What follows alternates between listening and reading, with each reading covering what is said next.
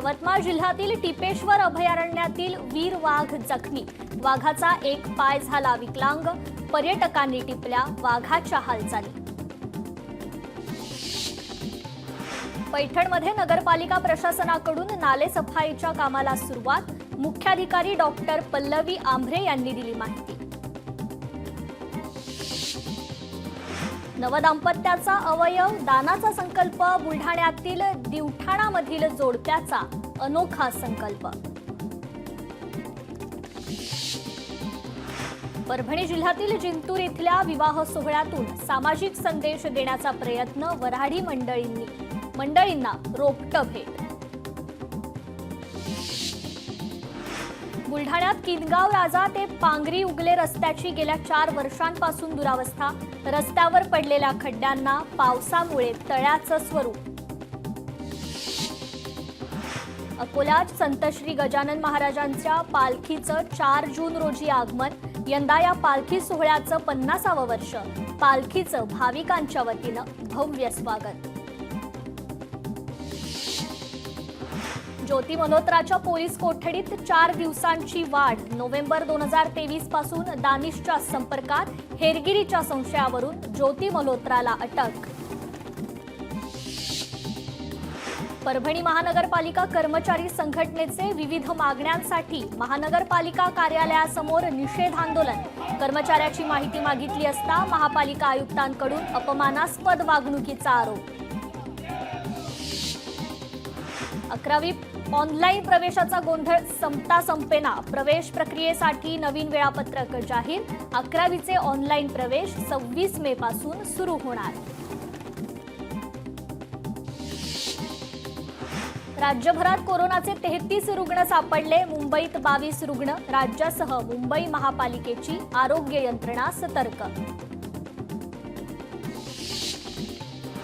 हिंगोलीत गेल्या 5 महिन्यात 42 बालविवाह रोखण्यात प्रशासनाला यश, बालविवाहाला पाठिंबा देणाऱ्यांवरही गुन्हा दाखल करण्याचा प्रशासनाचा इशारा।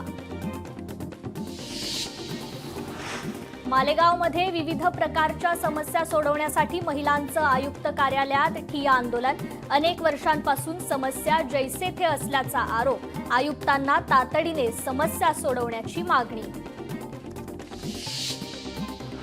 राज्यात शिक्षक भरतीसाठी उद्यापासून 5 जून पर्यंत चाचणी परीक्षा, ऑनलाईन पद्धतीने बुद्धिमत्ता आणि अभियोग्यता चाचणी परीक्षा घेतली जाणार।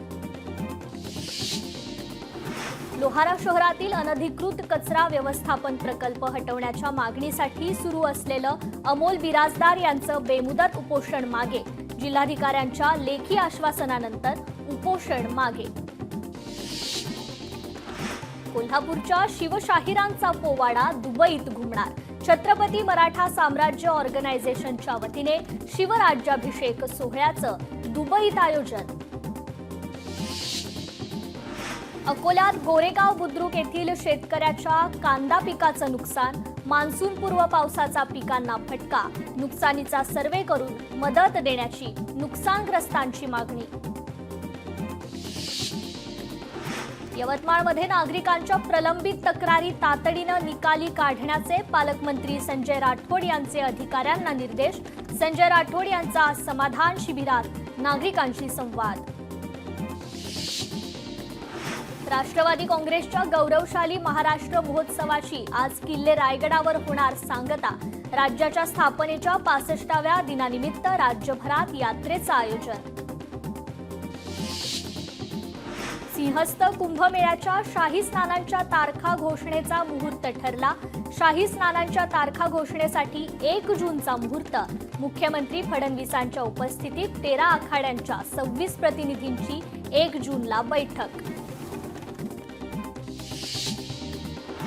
मलकापूर शहरात ठिकठिकाणी कचऱ्याचे ढीग, शहरातील स्वच्छतेकडे पालिकेचं दुर्लक्ष, या प्रकरणी कारवाईची नागरिकांची मागणी।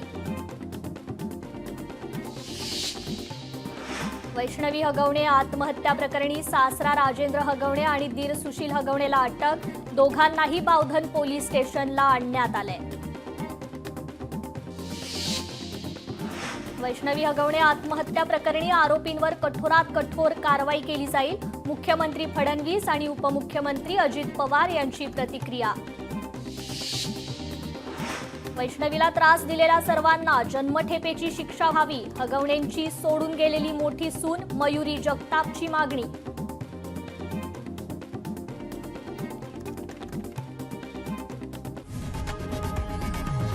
लोकशाही मराठी ऐका, पहा, जागरूक रहा.